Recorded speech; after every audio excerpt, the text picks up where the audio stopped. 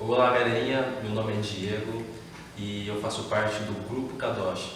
Eu estou aqui diferente com a Selma, a psicanalista, e a gente vai ter uma entrevista rápida aqui, vou fazer algumas perguntinhas e aí você que está assistindo em casa vai tirando as dúvidas e no final a gente vai passar o contato dela para que se você quiser uma conversa um pouco mais a fundo sobre o assunto, aí vocês vão ficar à vontade depois, beleza?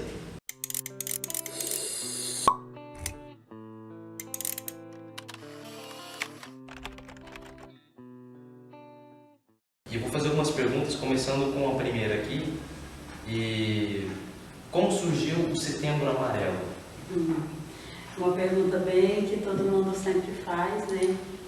Porque viralizou, né, no mundo o Setembro Amarelo. Setembro Amarelo começou em 1994, numa cidadezinha dos Estados Unidos, quando o jovem Mike se suicidou. E ele era um jovem muito amado, muito querido, e ele estava reformando o seu Mustang, que ele pintou de amarelo. E como ele era muito sorridente, muito querido e muito amado, e tinha muitos amigos, e do nada, porque para nós que estamos de fora é do nada, tirou a sua própria vida. Então os amigos começaram a mandar cartinhas de amarela e no dia do velório e junto ao caixão, e depois de um ano a família também fez uma homenagem, e na carta que no dia do velório colocou: fale comigo, não tire sua própria vida, estou aqui e tal, e as pessoas começaram a ligar, né? Então o dia 10 de outubro de 1994 ficou conhecido como o Dia da Saúde Mental por causa da vida do jovem Mike. Ou seja, não ficou só nos Estados Unidos. Não, viralizou o mundo, né? Viralizou o mundo. E eu acredito que talvez os pais dele nem saibam, né? Como isso é forte hoje no Brasil, por exemplo, e no mundo, né? Foi o Dia da Saúde Mundial Mental, da prevenção do suicídio. Caramba! E por que falar sobre esse assunto? Porque os jovens, eles estão cada vez mais frágeis. Nós que somos da geração que temos aí mais de 35 anos, 40, 50, nós somos da geração do quebrou, conserta, né? Somos da geração do joelho ralado. Tanto é que teve uma música tão recentemente do joelho ralado que viralizou. Por quê? Porque aquela música é uma nostalgia. A nostalgia para quem tem mais de 35 anos, né? Hoje você não vê criança de joelho ralado. Você não vê, porque ela é muito rara. Então os jovens, eles estão cada vez mais frágeis, cada vez mais fragilizados. Eles não aguentam ouvir um não, eles não aguentam lidar com problemas, eles não aguentam, eles não têm estrutura e resistência emocional que nós produzimos, nós tivemos lá atrás, através do joelho ralado, do caminho de rolimã, da boneca de milho, e hoje eles não têm. Tudo deles é superficial, tudo deles é momentâneo, tudo deles é pra já, então não foi produzido nele. É igual uma borboleta em metamorfose, que você vai lá e corta o casulo para ajudar e ela sai de lá com as asinhas deformadas.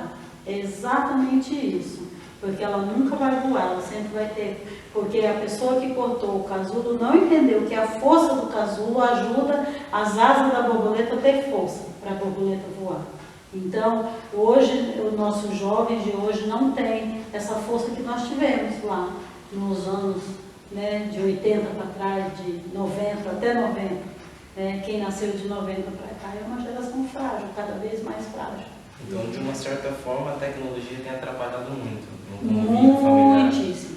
Eu falo, geralmente quando eu estou ministrando, eu prego e eu falo que eu falo que a tecnologia começou lá com micro-ondas e a cafeteira, né? É micro-ondas, cafeteira, e agora é panela de arroz, panela de feijão, né? E aí cada vez mais rápido, fast food, não tem mais tempo de cozinhar um feijão, 40 minutos, é tudo rápido, tudo rápido, tudo rápido, tudo rápido. E a pressa tira de nós a perfeição da musculatura emocional, por assim dizer, né? Um termo bem pejorativo, mas que dá para as pessoas compreenderem, porque a raiva, a frustração, a raiva e o não, ele faz parte da formação do caráter da pessoa. E o que leva uma pessoa, ou mais especificamente um jovem, a tirar sua própria vida? Ninguém quer morrer de fato de verdade, ninguém quer ir para o desconhecido. Na verdade, eles estão aqui no meio do conhecido, eles já não sabem como que vai ser, então, de fato, de verdade, ninguém quer ir fazer a passagem, de fato. Quando ele chega ao ato ou à tentativa, quando ele chega à tentativa ou ao ato de fato, eles querem aliviar a dor da angústia, porque a angústia é uma dor que não tem referência. Onde é que fica a angústia? Onde está a angústia? Mostra para mim. Não tem. Aí, mas só que aí vem o porém. Você não nasceu com essa angústia, você absorveu ela ao longo da sua caminhada. Como que se trata isso? Como que se cura isso? Fazendo terapia e descobrindo de onde você absorveu esses valores. É como se você pega um negócio quadrado e enfia num saco redondo. Então vai ficar as pontas espetando, mas você não sabe dizer o que está espetando, porque está encaixado. Então, fazendo terapia, você vai conseguir saber o que está espetando, como está espetando, de que maneira está espetando. Então, isso você precisa resolver isso dentro de você. Ou você vai ficar com o quadrado ou vai ficar com o redondo. Então, por que cada vez mais jovens tiram suas próprias vidas? Porque eles estão cada vez mais frágeis e eles não sabem lidar com as próprias frustrações. Então, para ele, o mundo acabou. Acabou o mundo. Então, para ele, pode ser, porque meu mundo acabou, porque meu celular caiu na enxurrada e foi embora. Para nós é só um celular. Você vai ali na loja, compra em 200 prestações e vai pagando carnezinho, não é? Só o celular. Para ele não, é a vida, é o amigo, é as possibilidades, as probabilidades e a oportunidade que ele perdeu. Ele não perdeu só um celular. Para quem está de fora, ele perdeu só um celular. Então, são os valores que você dá, coisas e pessoas que te levam ou não querer tirar sua própria vida, a insignificância dela. Porque o fato de eu tirar minha própria vida, eu estou me dizendo que ela é insignificante. Eu estou revelando a mim mesmo que ela é insignificante, entendeu? Então esse é um dos maiores problemas, né? O jovem ter tirado a sua própria vida. Isso. E quais os sinais que a família pode perceber isso, que está chegando até esse certo ponto? Comportamento. Você observar o comportamento. Qual é o problema de hoje? O problema é que nós trabalhamos muito e nós não temos tempo de observar. Cadê seu filho? Está ali no computador. Está ali no quarto. Antes nós perdíamos os nossos filhos porque ele se envolvia com o filho do vizinho, que era marginal. Menino bom, se envolveu com fulano, marginal, ficou ruim. Hoje não. Hoje você perde seu filho sentado no sofá da tua sala com o celular na mão. Ficou trancado no próprio quarto. Você perde ele. Então mudou-se os valores. E o comportamento da família não mudou. Mudou os valores, mas não mudou o comportamento. Então, o que a família precisa? Observar, olhar o cenário, ficar atento. Até pelo tom da voz, você que observa, pelo tom da voz, você vai saber se está mal, se está ruim, se está mais ou menos. Entendeu? Depois que a família descobre esses sinais, o que elas podem fazer para poder ajudar ela nessa questão? Primeiro, muita paciência, porque desaprender é mais difícil do que aprender. Porque você aprende, absorveu, aprendeu. Desaprender, como é que desabsorve? Verdade. Entendeu? Eu acho que nem existe essa palavra, não, Léo. Acrescenta aí, desabsorve. Então,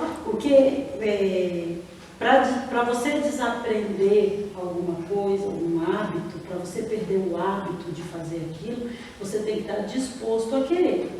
E quando os pais percebem que o comportamento infantil está errôneo, e a culpa é deles mesmos, porque as crianças são esponja seca, elas só absorvem o meio onde elas vivem, a criança tem que estar disposta a mudar. E ela não vai estar disposta a mudar. Ela não vai querer mudar. Ela não vai querer, sair da sua zona de conforto. Não vão. Então os pais vão ter que fazer um grande trabalho de força-tarefa. Então um deu a ordem, o outro pai cobre a ordem, um cobre a ordem do outro, porque às vezes o pai fala, não, aí de tanta criança fazer birra, chorar, se jogar no chão, a mãe está cansada porque trabalhou o dia inteiro, tá, não sei o que, aí a mãe vai dar. Aí o pai falou, não, entendeu? Aí a criança já sabe, próxima vez vai pedir para o pai, mas nunca, são tudo espertinho, vai pedir para a mãe, são tudo poderoso chefinho, eles vão pedir para a mãe. Então tem que ser um cobrir a ordem do outro, ainda que não concorda. Essa é a primeira fase que o casal deve fazer. Ou o casal, ou a avó. Às vezes, quando mora com a avó, a mãe fala não, o pai fala sim, a avó fala, aí a avó vai lá e desarma tudo o que o pai e a mãe falou. Ou então a avó dá uma ordem, a mãe vai lá e desarma tudo o que entendeu? Um descobre a ordem do outro. A criança vive numa casa onde tem várias patentes de autoridade. Quando elas crescerem, elas não vão chegar num culto e obedecer o pastor, obedecer o presidente, obedecer o vice-presidente. Elas vão ter problema com liderança. Por quê? Porque elas vêm de um ambiente onde a liderança era problemática. Um descumpria a regra do outro. Então, a liderança familiar não andava em comum acordo. Então, a criança vem para uma instituição religiosa, ela não vai reconhecer a patente do pastor, do diácono, do obreiro. Não vai, ela vai desafiar do jeito que ela desafiava antes. E às vezes isso não é porque ela é má ou sem educação, mas é uma cultura absorvida. Então ela precisa trabalhar isso dentro dela. Sim.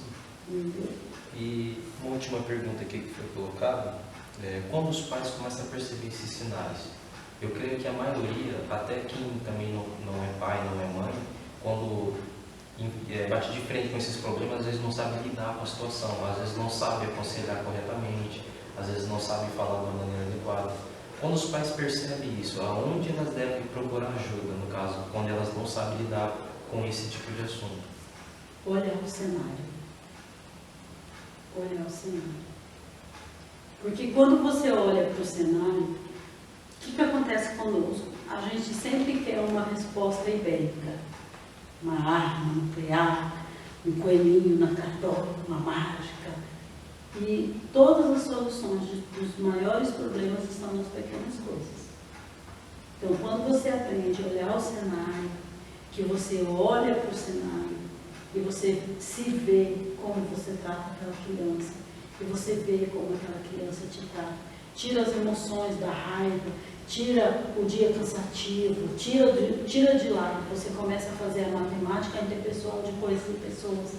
E quando você faz a matemática interpessoal de coisas e pessoas, você consegue olhar para o cenário e ver o cenário como de fato ele é.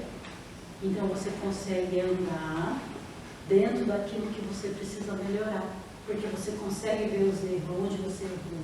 Mas primeiro você tem que entender o cenário onde você vive. Qual é o cenário? A criança está nervosa, mas ela está nervosa, ela não veio da maternidade nervosa. Ela está sem educação, mas ela não veio da maternidade sem educação, ela veio uma esponja seca. Por que ela se tornou uma criança desse jeito? Eu, no dia que eu ganhei um neném, mas eu não ganhei só um neném. Eu ganhei horas de sono, eu ganhei várias outras coisas, aconteceu. Onde foi que meus valores se perderam? Então, quando você começa a se ver, sem precisar que o outro fale, porque tem defeito em nós que a gente já sabe que tem, mas que o outro diz. Eu não quero ouvir que eu sou isso, né? Então, quando você olha, e você mesmo começa a ver a necessidade de mudar. Quando você percebe que você não consegue mudar sozinho, aí você vai para a terapia.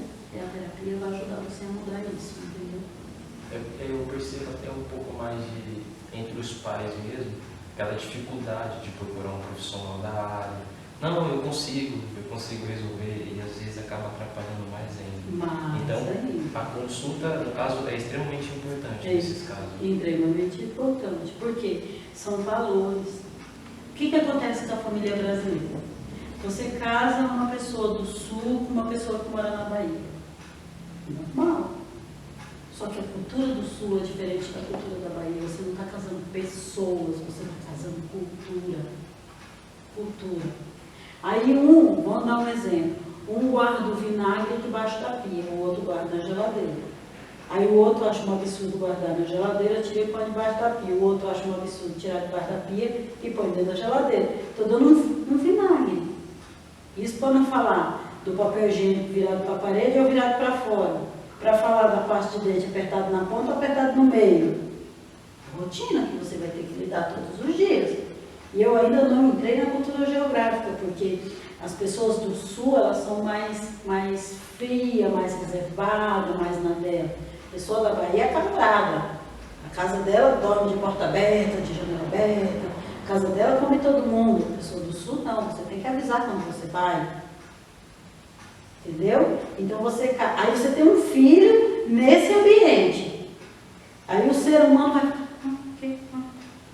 eu sou do Sul ou sou da Bahia? Eu sou da Bahia ou sou do Sul? Entende o que eu estou falando? Quando a gente começa a dar nome ao cenário, desenhar e dar ao cenário, você começa a entender melhor o que acontece com você. Entendeu? Aí é onde você começa a ver quais são os seus valores que vale a pena. Porque eu sempre falo que no casamento é 52% de razão para cada um. Então a conta nunca vai bater. De 0 a 100 nunca vai bater. Ela vai sempre dar 104. Mas ela precisa dar 100. Para ela dar 100, eu preciso ceder, o outro precisa ceder. O outro cede, o outro cede. Aí a conta fecha quando cada um cede no mínimo 2 vezes. Entendeu? Aí quando não cede, racha. Então é isso. Que bom. Mais uma aula aqui pra gente, pra você também que vai assistir esse vídeo aí. Essa foi mais uma entrevista com a psicanalista Selma, né? Quero agradecer desde já essa oportunidade de também estar aqui entrevistando e aprendendo também, absorvendo, né? Olha o cenário. Olhar o cenário.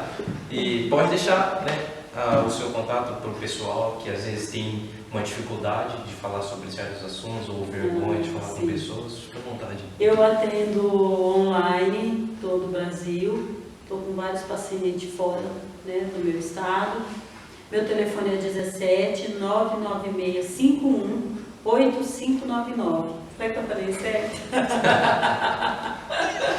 Pessoal, valeu, obrigadão, viu? Até o próximo vídeo. E não se esqueça, clica nesse botãozinho aí do seu lado direito, se inscreva no canal, fique mais perto da gente, venha acompanhar com a gente mais esses vídeos, venha aprender e absorver cada vez mais o seu conhecimento também, viu? Obrigadão, gente.